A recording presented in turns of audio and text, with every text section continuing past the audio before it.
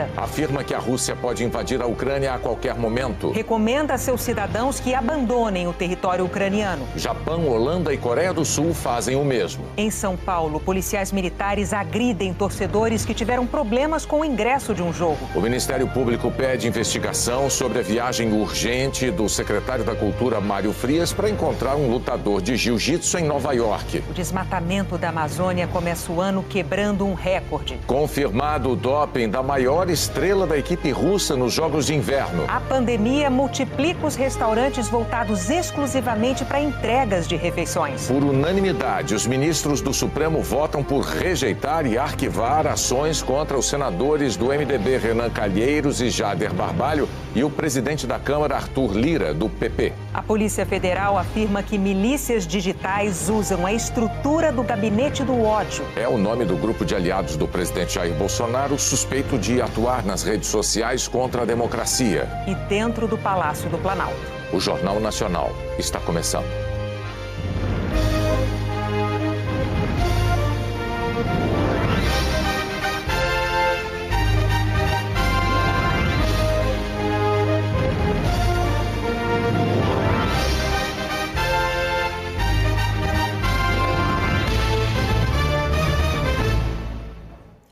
O governo dos Estados Unidos afirmou hoje que a Rússia pode invadir a Ucrânia nos próximos dias. Na sequência, vários países ocidentais aconselharam seus cidadãos a deixar a região. O clima de tensão piorou com os treinamentos militares previstos para durar 10 dias. São tanques de guerra a perder de vista que intensificaram exercícios militares hoje. O vídeo divulgado pelo Kremlin mostra que eles são capazes de passar sobre o lamaçal depois que a neve derrete. Os soldados descem dos helicópteros e, entrincheirados, treinam para combate a 75 quilômetros da capital da Ucrânia. São simulações de guerra de uma aliança formada entre Rússia e Belarus. Imagens novas de satélite mostram que mais tropas russas foram posicionadas a menos de 25 quilômetros da fronteira.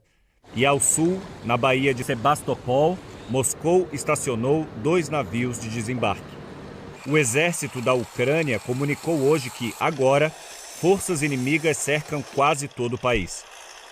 E o Conselho de Segurança e Defesa anunciou que os ataques cibernéticos russos triplicaram e estão mais preocupantes porque agora miram a infraestrutura, incluindo o setor financeiro e de energia. Diante dessa situação, o secretário de Estado americano foi para o lado oposto numa viagem estratégica. Pegou um voo de 27 horas até a Austrália para se encontrar com os ministros das relações exteriores daquele país, do Japão e da Índia, numa aliança que eles chamam de quadrilátero. O objetivo é fazer frente na Ásia à aliança entre China e Rússia. Lá, Antony Blinken ordenou que americanos na Ucrânia saiam de lá imediatamente. São cerca de 30 mil pessoas. Ele disse: continuamos a ver sinais preocupantes de escalada russa, incluindo novas forças chegando à fronteira ucraniana. Estamos em uma janela em que a invasão pode começar a qualquer momento, e isso inclui durante as Olimpíadas. Ele se refere às Olimpíadas de Inverno que ocorrem na China nesse momento. Enquanto alguns analistas apostam que a Rússia não invadiria a Ucrânia para não ofuscar o evento do país aliado, outros olham para trás e lembram da invasão da Geórgia. A Rússia atacou o país durante as Olimpíadas de Pequim de 2008. Ontem, o presidente Joe Biden já tinha avisado que os americanos devem sair da Ucrânia. Japão, Holanda e Coreia do Sul foram atrás e também pediram para que seus cidadãos deixem o país. Biden disse: não estamos lidando com uma organização terrorista, estamos lidando com um dos maiores exércitos do mundo. Biden acrescentou que, em caso de invasão, não vai colocar militares na Ucrânia para ajudar famílias americanas que tenham permanecido. Ele disse: quando americanos e russos começam a atirar uns contra os outros, isso é uma guerra mundial. Para evitar uma guerra mundial, os Estados Unidos e a Aliança Militar do Ocidente, a OTAN, mantêm a posição de que não vão enviar militares para a Ucrânia e não vão participar de uma guerra por lá caso o país seja invadido. O que eles vão fazer em conjunto é impor sanções à Rússia e ajudar a armar o exército ucraniano, como já vem sendo feito. Ontem de madrugada chegou mais uma remessa americana a Kiev. O armamento faz parte de uma ajuda de 200 milhões de dólares. Toneladas de dardos, granadas e outras munições. Os Estados Unidos também vão deslocar batalhão de cavalaria da Alemanha para a Romênia. Os tanques chegarão hoje. Serão cerca de 1.000 soldados. A estimativa é que as forças russas somem mais de 130 mil. Hello. Amanhã, Joe Biden e o presidente russo Vladimir Putin vão conversar mais uma vez para tentar se entender. Autoridades do Reino Unido e de outros países europeus se pronunciaram no sentido de acalmar os ânimos, mas sem descartar a possibilidade de uma invasão. O receio de que a situação se agrave fez o Reino Unido dar um novo passo. O governo pediu que todos os cidadãos britânicos saiam da Ucrânia imediatamente enquanto voos comerciais ainda estão disponíveis e desaconselhou viagens de qualquer tipo ao país. Hoje, os ministros da Defesa do Reino Unido e da Rússia se encontraram lá em Moscou. Depois da reunião, o britânico Ben Wallace disse que o encontro foi franco e construtivo, que ele ouviu do governo russo que não existe qualquer plano de invasão à Ucrânia. Mas o britânico parece escaldado. Ele falou que o fato de a Rússia ter colocado mais de 100 mil soldados para fazer exercício militar na fronteira cruza a linha da normalidade. Perguntado se o Reino Unido tinha mandado armas para a Ucrânia, ele disse que sim, mas que são armas de defesa, que não representam nenhuma ameaça à Rússia, que os britânicos não estão buscando conflito. Ben Wallace disse, inclusive, que as tropas do país enviadas à Ucrânia para treinamento vão voltar em breve para o Reino Unido. Esse foi o primeiro encontro entre ministros da Defesa aqui do Reino Unido e da Rússia em quase 10 anos, o que só reforça como a situação atual é delicada. O que se vê hoje na Europa são líderes políticos num morde-a-sopra típico dessa relação com a Rússia. É só ouvir o que também disse hoje o primeiro-ministro da Alemanha. O primeiro-ministro alemão falou ao parlamento que é importante enviar uma mensagem clara à Rússia de que qualquer ofensiva militar na Ucrânia terá sérios efeitos. Mas Olaf Scholz também fez gestos mais amenos. Lembrou aos parlamentares que é trabalho de todos eles garantir que uma guerra na Europa seja evitada e que é importante usar todas as oportunidades para tentar soluções diplomáticas. Enquanto isso, tanto a OTAN quanto a Rússia seguem aumentando a presença militar na região. O secretário-geral da OTAN, o norueguês Jens Stoltenberg, disse que a aliança considera inclusive ter uma presença de longo prazo na região. Estamos mandando mais navios, mais aviões e mais tropas, e prontos para reforçar nossa presença rapidamente, caso seja necessário. Aqui no Brasil, uma operação da PM da Polícia Rodoviária Federal contra o roubo de cargas deixou 8 mortos no Rio de Janeiro. O tiroteio na Vila Cruzeiro começou antes das 5 da manhã. A polícia não divulgou os nomes dos mortos, mas afirmou que todos eram criminosos. Os agentes apreenderam armas, drogas e cigarros roubados. A Polícia Militar de São Paulo afastou um dos PMs envolvidos na agressão a torcedores na porta de um estádio. Os 3 torcedores que não querem ser identificados mostram as marcas no corpo. Eles relatam que tudo começou na entrada do estádio ontem à noite, quando o bilhete de um deles não funcionou na catraca.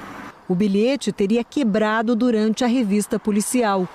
Os torcedores dizem que tentaram trocá-lo na bilheteria e que, mesmo apresentando o comprovante de compra, foram orientados a procurar a polícia militar. Falei que o policial que me revistou não quebrou por maldade, porque realmente não foi por maldade, mas a carteira estava quebrada, o que ele podia fazer para ajudar a gente nessa situação. Aí ele começou a ficar meio estressado comigo. Este vídeo mostra a conversa com 2 PMs. Um dos policiais tira o boné do torcedor. Quando o outro PM percebe que está sendo gravado pelo amigo do rapaz, se aproxima e o vídeo é interrompido.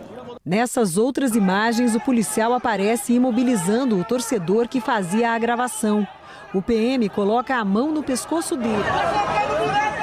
O policial então torce o braço do rapaz, que está deitado no chão.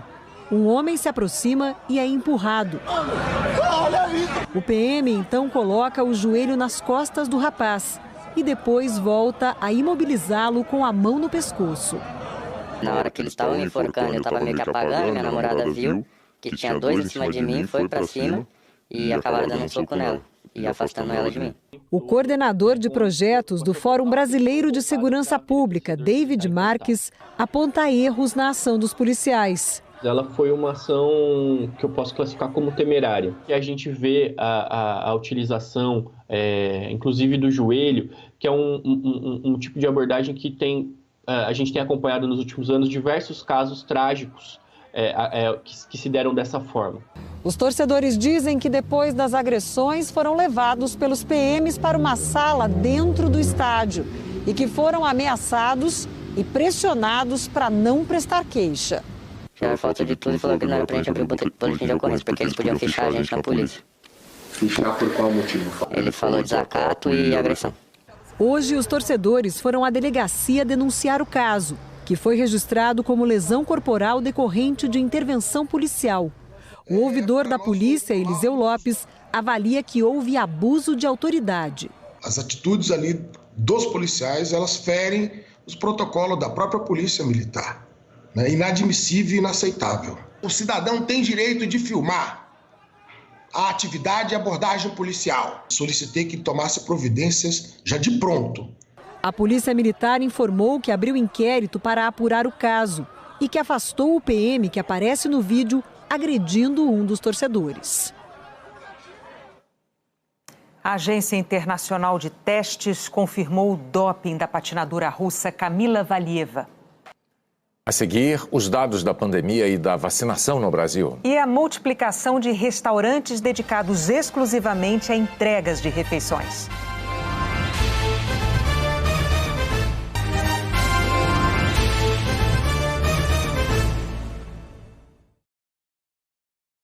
Em 2021, a atividade econômica no Brasil cresceu 4,5%, segundo o Banco Central.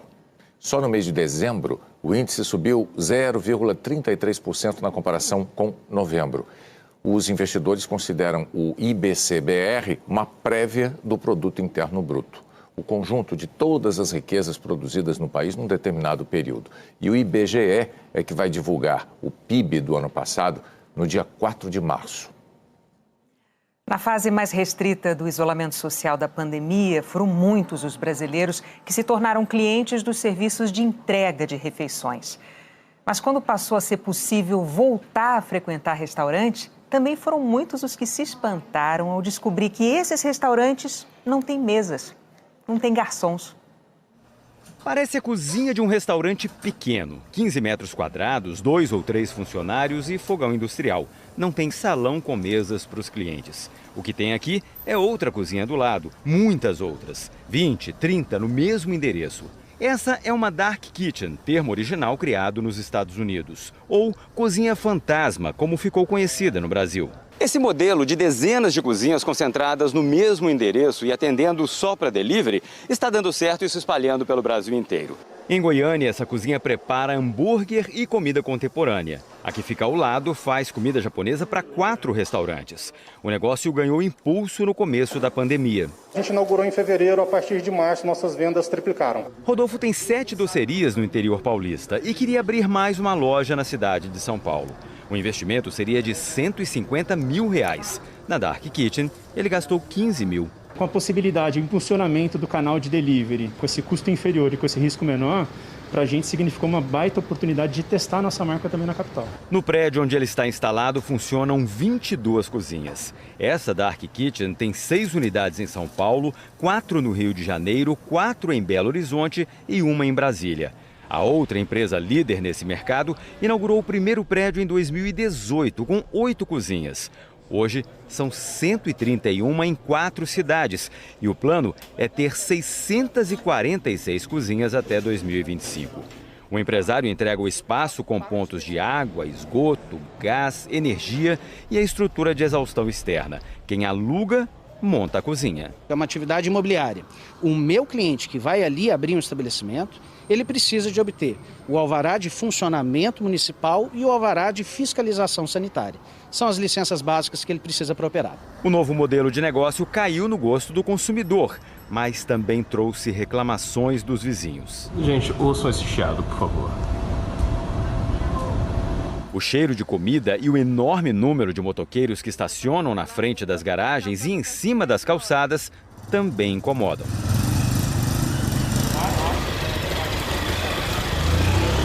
Barulho, fuligem que sai das coifas. É transtorno de manhã, à tarde, à noite, de madrugada, não tem hora para eles pararem. Os donos das empresas reconhecem que a atividade gera impactos e dizem que tentam minimizar os problemas porque precisam trabalhar perto dos consumidores.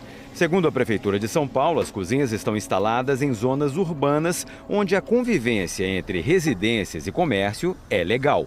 Esse professor de planejamento urbano da USP acredita que é preciso avaliar se as dark kitchens fazem bem ou mal aos lugares onde estão sendo instaladas. Embora o restaurante seja um espaço teoricamente privado, ele é aberto para o público, ele é um espaço de encontro de pessoas. Se você estabelecer um tipo de agrupamento, de co-work de cozinhas num bairro residencial onde existem restaurantes, na verdade nós estamos matando esses restaurantes. O superintendente do Sebrae de São Paulo diz que as dark kitchens devem ser incentivadas porque geram empregos e prestam serviço importante para os consumidores, mas defende mudanças nas regras de funcionamento desse novo modelo de negócio. Negócios novos, com o tempo, com essa inovação toda que está surgindo, com os aplicativos, exigirão alguma adaptação da legislação, mas neste momento nós seguimos a legislação vigente e é necessário fazer a consulta se você pode ter cozinha e se você pode ter delivery naquele local. O Brasil voltou a registrar mais de 1.100 mortes diárias por Covid. O Bruno Tavares tem os números da pandemia no país reunidos pelo consórcio de veículos de imprensa. Bruno, boa noite. Boa noite, Bonner, Renata, boa noite a todos. De ontem para hoje, o Brasil registrou 1.121 mortes por Covid. É a terceira vez nesta semana que passamos da casa das 1.000 mortes num dia. Desde o início da pandemia, já são 637.232 vítimas. Nas últimas 24 horas, foram 166 mil novos casos conhecidos. Do total, o país já registrou mais de 27 milhões de casos. A média de casos está em queda de 24% na comparação com 2 semanas atrás. São 139 mil casos por dia. A média de mortes está em alta de 68%. São 880 óbitos por dia. É o mesmo patamar registrado em 12 de agosto do ano passado, 6 meses atrás. 24 estados e o Distrito Federal estão com alta na média de mortes. Um estado, Goiás, tem estabilidade e um estado, Roraima, registra queda. Agora, os números da vacinação. Hoje, 2 estados não divulgaram as informações. Nas últimas 24 horas, 681 mil brasileiros tomaram a primeira dose, 287 mil a segunda dose ou a dose única e 955 mil a dose de reforço. O total do dia ficou em quase 2 milhões de vacinados. Desde o começo da pandemia, 78,57% da população recebeu a primeira dose. Considerando quem tem 5 anos ou mais, ou seja, a população vacinável, 84,33%. Com 2 doses ou a dose única, 70,89% de todos os brasileiros. Entre os que têm 5 anos ou mais, o percentual é de 76,09%. A dose de reforço já foi aplicada em 25,78% de toda a população. Levando em conta só quem tem 18 anos ou mais, 34,23%. Mais informações sobre a vacinação em seu estado e sobre a pandemia em g1.com.br/coronavírus. Renata, Bonner. Obrigado, Bruno. A seguir, o Ministério Público pede investigação sobre a viagem urgente de R$39 mil do secretário da Cultura, Mário Frias, para encontrar um lutador de jiu-jitsu em Nova York. A Polícia Federal afirma que milícias digitais contra a democracia usam a estrutura do gabinete do ódio.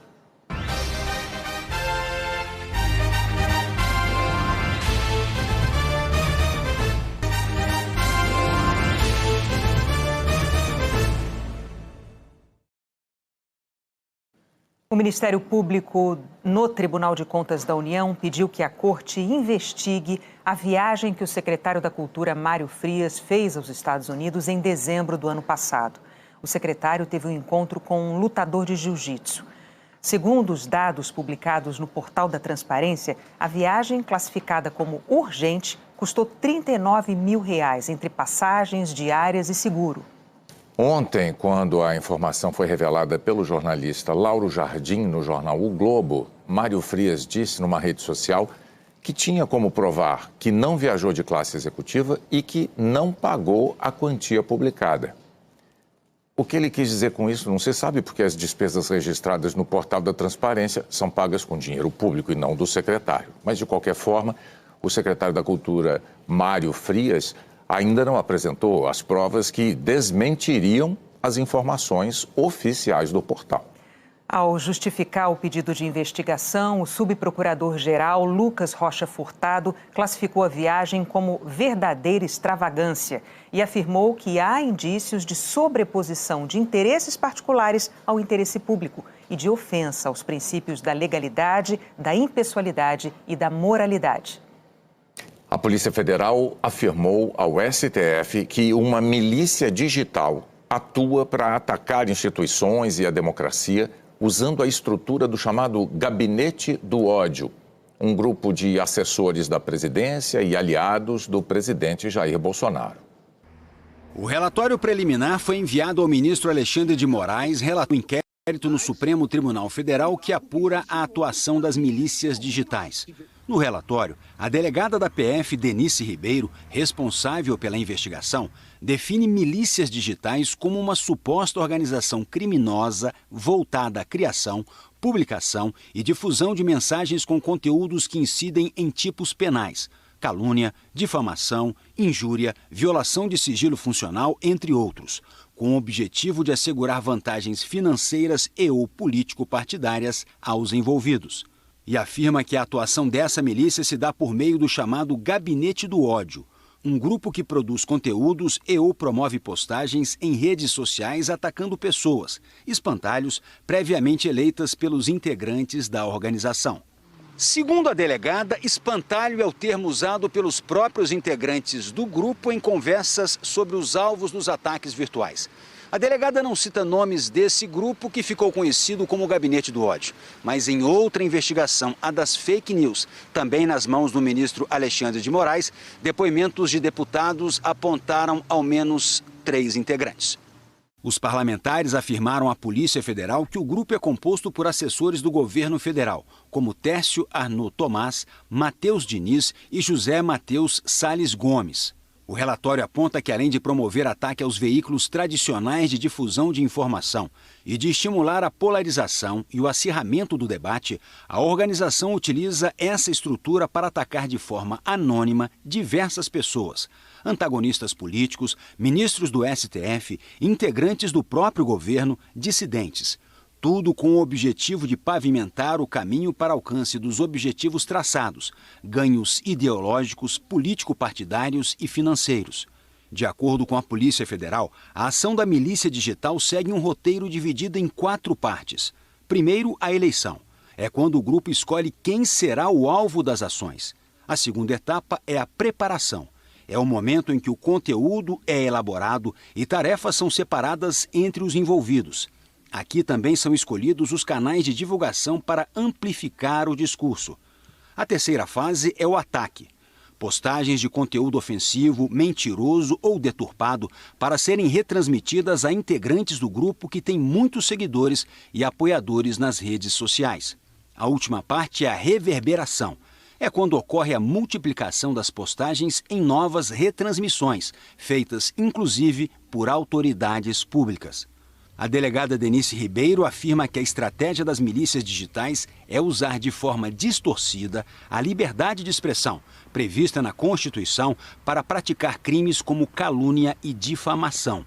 O relatório enfatiza que essa ação gera uma ideia de que a Constituição Federal criou uma zona franca para a produção e divulgação de qualquer conteúdo sem risco de responsabilização. Não é o que ocorre com qualquer Estado democrático de direito. A delegada afirma que é justamente para proteger o discurso livre e aberto que se torna necessário estabelecer a nota de corte, a partir da qual se encerra a liberdade de expressão e se inicia a prática ilícita. O relatório afirma ainda que o modo de agir da suposta organização criminosa é semelhante a ações do presidente Jair Bolsonaro para desinformar a população, como os questionamentos que ele fez em redes sociais à segurança do sistema eletrônico de votação e a divulgação de dados sigilosos de inquérito da Polícia Federal sobre um ataque hacker ao sistema interno do Tribunal Superior Eleitoral. A delegada também cita que a disseminação de informações falsas sobre medicamentos ineficazes contra a Covid segue em roteiro parecido para ganhar repercussão nas redes.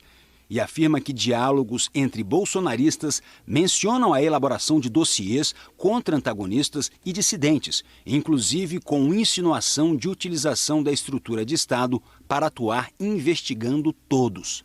O inquérito da Polícia Federal foi iniciado em 2020. A delegada Denise Ribeiro pediu ao ministro Alexandre de Moraes a prorrogação das investigações. O Palácio do Planalto não se manifestou sobre o relatório. Tércio Arnaud Tomás, Matheus Diniz e José Matheus Salles Gomes não deram retorno ao nosso contato. O Supremo Tribunal Federal decidiu arquivar 2 processos da Operação Lava Jato por falta de provas. O primeiro inquérito era de 2017, contra o presidente da Câmara, Arthur Lira, do Progressistas. Ele foi acusado pelo Ministério Público Federal por corrupção, pelo suposto recebimento de R$1,5 milhão em propina da empreiteira Queiroz Galvão. Mas a própria Procuradoria voltou atrás e pediu que o Supremo rejeitasse a denúncia por falta de provas. O relator, ministro Edson Fachin, entendeu que o caso deveria ser decidido pelo plenário e não de forma individual. No voto, Fachin ressaltou que não consta destes autos qualquer registro telefônico, extrato bancário ou documento apreendido que consolide a afirmada destinação dos pagamentos espúrios em favor do acusado Arthur César Pereira de Lira. E criticou a denúncia do Ministério Público. A pretensão de relacionar a posição de líder ao pagamento indevido implementado amíngua de qualquer outra circunstância que robusteça essa hipótese acusatória reforça a conclusão pela inexistência de justa causa em relação ao parlamentar federal, ante a fragilidade dessa ilação. O voto do ministro Edson Fachin pelo arquivamento do caso de Lira dentro da Operação Lava Jato foi acompanhado pelos outros 10 ministros da Corte. O julgamento aconteceu no plenário virtual, onde os ministros apresentam o voto por escrito por um sistema eletrônico. Foi também em um julgamento no plenário virtual que os ministros arquivaram hoje outro inquérito da Lava Jato por unanimidade. O processo investigava suposto pagamento de propina nas obras da hidrelétrica de Belo Monte aos senadores Renan Calheiros e Jader Barbalho, os 2 do MDB. A investigação surgiu a partir de delações premiadas em 2016. O ministro Edson Fachin, que cuida de todos os processos relacionados à Lava Jato, assim como no caso de Arthur Lira, defendeu o arquivamento por falta de provas e voltou a criticar a atuação da Procuradoria-Geral da República. Ainda que seja inegável o porte e a complexidade da apuração, a Procuradoria-Geral da República, de forma contraditória e sem agregar dados e elementos que consolidem a implicação do agravante, pleiteia diligências cujas execuções retiram qualquer perspectiva de desfecho conclusivo próximo, adotando postura incompatível com o valor constitucional da duração razoável do processo. Todos os outros ministros concordaram com Fachin e votaram pelo arquivamento. Em nota, a assessoria de Renan Calheiros afirmou que ele segue acreditando nas instituições e na imparcialidade do Poder Judiciário, apesar de excessos pontuais. que esse arquivamento do STF é sobre um caso em que o próprio MPF já havia pedido arquivamento e voltou atrás logo depois da entrega do relatório da CPI. E que isso reafirma a convicção na força da democracia brasileira. Jader Barbalho disse que o STF está corrigindo um absurdo. A defesa de Arthur Lira ressaltou que trata-se da 4ª denúncia apresentada contra ele com base em declarações do delator Alberto Youssef e rejeitada por falta de provas. A construtora Queiroz Galvão não quis se manifestar. O presidente do Senado, Rodrigo Pacheco, do PSD, criou hoje uma comissão de juristas para atualizar a lei do impeachment. A lei de 1950 estabelece quais são os chamados crimes de responsabilidade e regula o processo de julgamento da autoridade que incorrer nessas práticas. Além do presidente da República, podem ser enquadrados ministros de Estado, ministros do Supremo Tribunal Federal e o Procurador-Geral da República. O ministro do STF, Ricardo Lewandowski, vai presidir a comissão de 11 integrantes. Foi ele quem presidiu a sessão de julgamento no Senado que determinou o impeachment de Dilma Rousseff do PT em 2016. O prazo para concluir os trabalhos é de 180 dias. Depois, a proposta deve se tornar um projeto formal no Senado. Nessa semana, o Supremo Tribunal Federal validou a Lei das Federações Partidárias. É um modelo de união entre partidos que precisa durar 4 anos. A estreia do novo modelo é nestas eleições. Aprovada pelo Congresso em setembro do ano passado, a federação partidária consiste na união de 2 ou mais partidos para atuarem como se fossem um só, com estatuto e programa comuns registrados no TSE. Ao contrário das coligações, as federações não são descartáveis depois da disputa eleitoral. Embora preserve a autonomia operacional e financeira de cada partido, esse tipo de associação implica atuar em bloco no Congresso por pelo menos 4 anos. O professor Cláudio Couto, da Fundação Getúlio Vargas, considera o modelo positivo, porque obriga os partidos a firmar alianças duradouras. Porque ele primeiro cria uma passagem para uma eventual redução do número de partidos. Se você tiver vários partidos que formam uma federação, eles passam a ser, na prática, um partido só do ponto de vista eleitoral. A chance de haver uma fusão partidária aumenta bastante, o que não ocorre no caso das coligações proporcionais, em que cada um corria para o seu lado logo depois da eleição. Os partidos interessados ainda estão tentando aparar arestas, já que o modelo exige convergência nacional, o que impõe afinidade ideológica.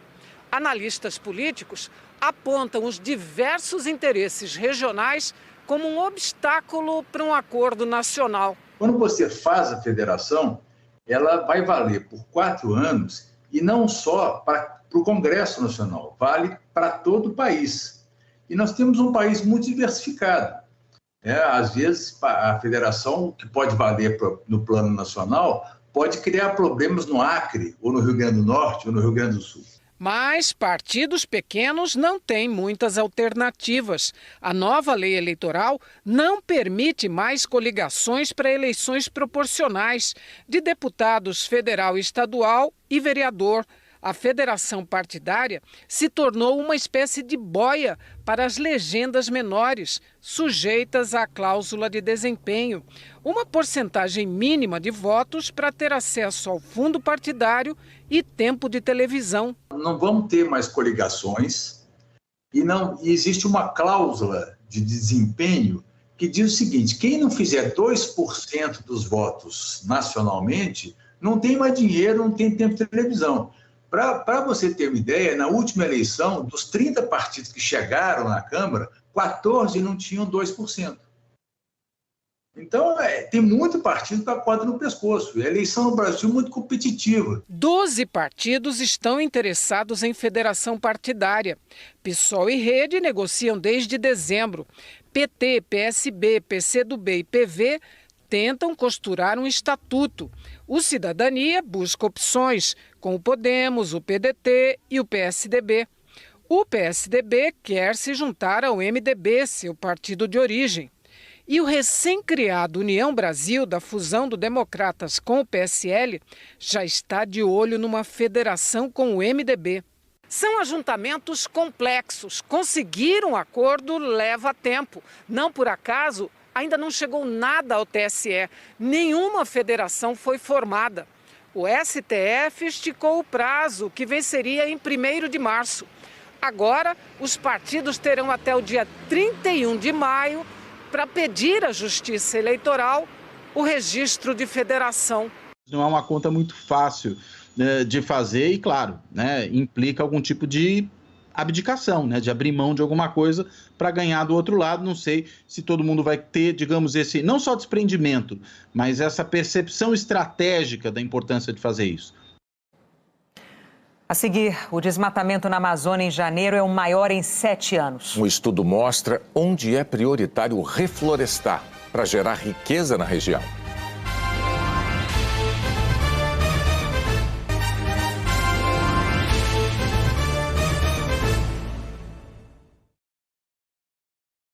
A previsão do tempo tem alguns alertas de chuva para o fim de semana. A Eliana Marques traz para a gente os detalhes. Oi, Eliana, boa noite. Oi, Renata. Boa noite para você, para o Bonner e boa noite a todos vocês. O sábado tem risco de temporal nestas áreas. Sul do Rio Grande do Sul, sul do Pará até o centro do Piauí, passando aqui por Mato Grosso até a região serrana do Rio e o Espírito Santo. Teresina, Palmas, Brasília, Vitória e Goiânia estão aí. E a pior condição está em Minas, onde o mapa está vermelho. Nesta faixa, as tempestades serão severas. Os meteorologistas não descartam alagamentos generalizados e deslizamentos em vários pontos. O verão tem sido chuvoso em Minas por causa de áreas de baixa pressão na costa do Sudeste, em posições que favorecem a concentração de umidade sobre o estado. Também frentes estacionárias. São como frentes frias, mas que ficam estacionadas. E paradas numa mesma área por alguns dias, a chuva se acumula aos montes. Para parar de chover em Minas, tem que chover em outro lugar. Se tivéssemos frentes frias passando pelo sul, o ar quente e úmido que forma nuvem carregada iria para lá. Mas não é o que está acontecendo. E o motivo é o fenômeno Laninha, que ainda dura uns 3 meses. Ou seja, a região sul vai conviver com estiagem até o outono e inverno. Hoje, segundo os bombeiros, teve fumaça vinda da Argentina para a Uruguaiana. É isso que a gente vê aqui, olha. O país vizinho, a Argentina, tem o maior número de focos de incêndio nesse ano aqui na América do Sul, Renata. Os dados são do INPE. E voltando para o Brasil, onde é que o tempo fica firme? Olha, com sol o dia todo, em tempo integral, sem previsão de chuva, só nessa área aqui, pegando parte do Paraná, de São Paulo, de Mato Grosso do Sul e também em parte de Roraima. Boa Vista e Curitiba são as capitais com previsão de sol o dia todo.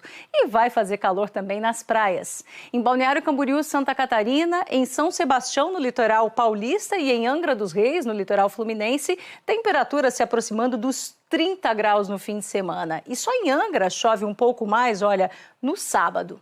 A mesma situação na cidade do Rio, onde o tempo fica mais firme no domingo. Já que em São Paulo tem possibilidade de chuva, mas é fraca e só amanhã. Depois, no domingo, os termômetros sobem bem mais.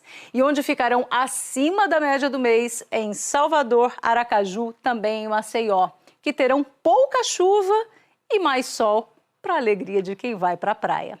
Um bom fim de semana a todos e até segunda. Um ótimo fim de semana para você. A Amazônia teve recorde de alertas de desmatamento no mês passado. Foi o pior janeiro desde 2016, quando começou o monitoramento. Geralmente, janeiro é um mês em que o desmatamento diminui por causa das chuvas constantes na Amazônia. Mas o gráfico no site do INPE mostra claramente como este ano foi diferente. Os alertas de desmatamento detectados somaram 430 quilômetros quadrados, 4 vezes maior do que em janeiro do ano passado. Imagens de satélite mostram que o desmatamento está acelerando também em partes da floresta antes preservadas, como o sul do estado do Amazonas, perto da divisa com Acre e Rondônia. Na região, a destruição da floresta tem um ritmo de 420 campos de futebol por dia. Pode estar se construindo um novo flanco de abertura da Amazônia, que aí vai chegar no centro mesmo da Amazônia, que é a parte mais preservada dela. Esses números de janeiro são um alerta. A gente pode estar passando por um ano que vai ser muito dramático em termos de desmatamento. Pesquisadores, servidores e fiscais de órgãos como o IBAMA, ouvidos pelo Jornal Nacional, afirmam que o desmatamento registrado em janeiro é resultado da contínua falta de ação do governo federal para conter os crimes ambientais na Amazônia. Eles apontam o desmonte da fiscalização ambiental e a postura do presidente da República como incentivos à ação de criminosos. Um estudo do Observatório do Clima mostra que durante o governo Bolsonaro, o desmatamento aumentou, enquanto o número de multas aplicadas pelo IBAMA caiu ao menor nível da série histórica. No ano passado, os embargos de propriedades rurais com dano ambiental caíram 70% em relação a 2018, último ano do governo Temer. As apreensões, 81%. Em 2021, o IBAMA gastou 89 milhões em ações de fiscalização, o que representa 41% do orçamento previsto. Em campo, as intimidações e agressões contra fiscais têm se repetido com frequência. Em dezembro, um escritório do órgão foi incendiado em Rondônia. Em janeiro deste ano, 2 helicópteros foram depredados no Amazonas. De acordo com a Associação de Servidores, em fevereiro de 2019, início do governo Bolsonaro, o IBAMA tinha 543 fiscais aptos para operações de campo em todo o Brasil. Agora, são apenas 168. Isso estou falando para o Brasil inteiro, né, para todos os biomas, incluindo todo o mar territorial. Então, de fato, é um número que não é condizente com a realidade que a gente tem de enfrentar. A gente não tem como atender o que a sociedade espera com esse número tão pequeno de fiscais. O IBAMA afirmou que o valor empenhado para ações de fiscalização no ano passado pode ser usado em 2022. E o Ministério do Meio Ambiente declarou que o governo federal vai atuar de maneira mais contundente para combater crimes ambientais este ano. E olha só, um estudo brasileiro identificou áreas da Amazônia onde o reflorestamento pode ser barato e ainda gerar lucro e empregos. O desmatamento avança rápido em São Félix do Xingu, no Pará. A destruição da fauna e da flora não trouxe prosperidade. O município, que tem quase o dobro do território do estado do Rio, é pobre. Mas a realidade dessa população poderia ser outra. Um estudo divulgado hoje mostra por que certas regiões da Amazônia, como São Félix do Xingu, são mais interessantes de serem reflorestadas primeiro que outras. Porque o custo do reflorestamento é mais baixo, com maior poder de retirada de carbono da atmosfera. Porque é mais barato nessas localidades proteger a biodiversidade. E combinado com tudo isso, uma maior geração de emprego e renda para as populações desassistidas. As áreas prioritárias identificadas no projeto correspondem a 10% da Amazônia degradada. Os pesquisadores afirmam que o reflorestamento apenas nesses locais pode gerar uma receita de até 132 bilhões de reais, principalmente com a venda de créditos de carbono. Um mercado que oferece dinheiro para quem reduz a emissão de gases de efeito estufa. O mercado de carbono hoje opera em duas grandes frentes. Uma é o chamado mercado voluntário, onde empresas fazem compromissos de neutralizar sua pegada das suas operações. É um mercado muito maior, é um mercado que se relaciona com os acordos globais do clima, o Acordo de Paris, e ele hoje funciona prioritariamente entre países. O estudo lembra que o Brasil já assumiu o compromisso de revegetar 12 milhões de hectares de vegetação nativa até 2030 em todos os biomas. A Amazônia representa quase 60% do território nacional. É uma área estratégica e vulnerável à destruição.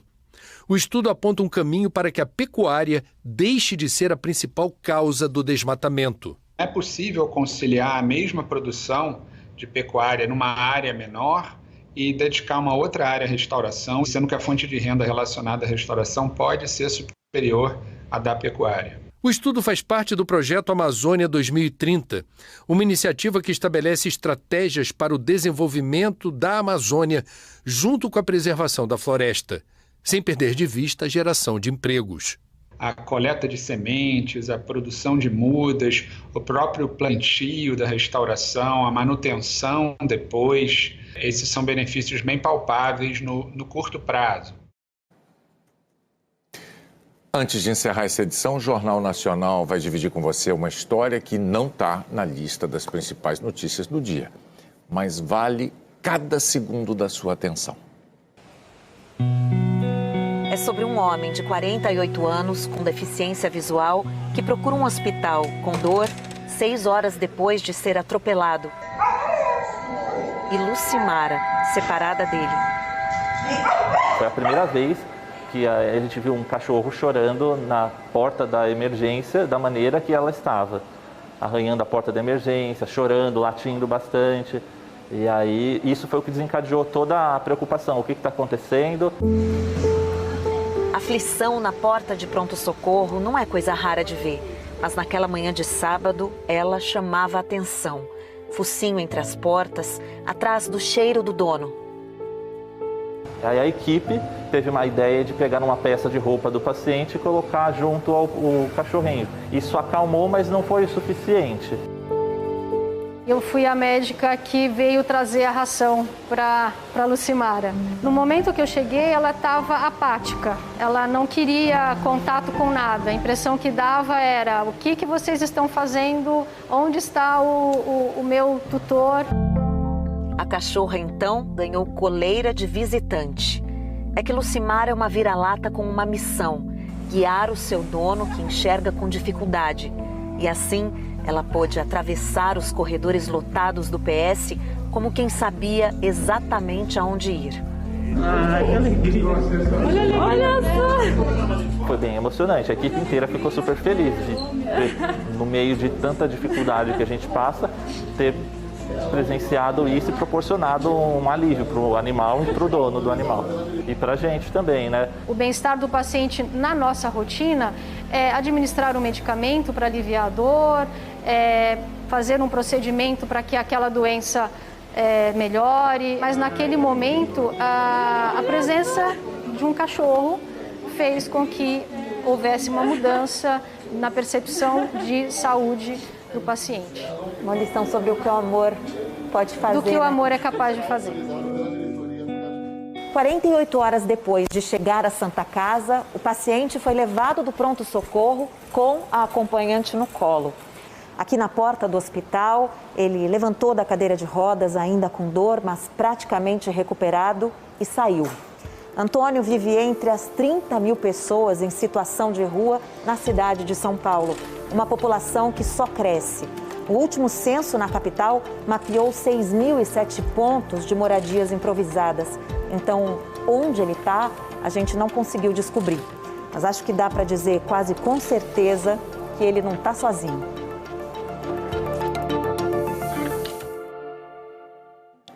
Por mais Lucimaras nas nossas vidas. Né? Se ele está com a Lucimara, está bem.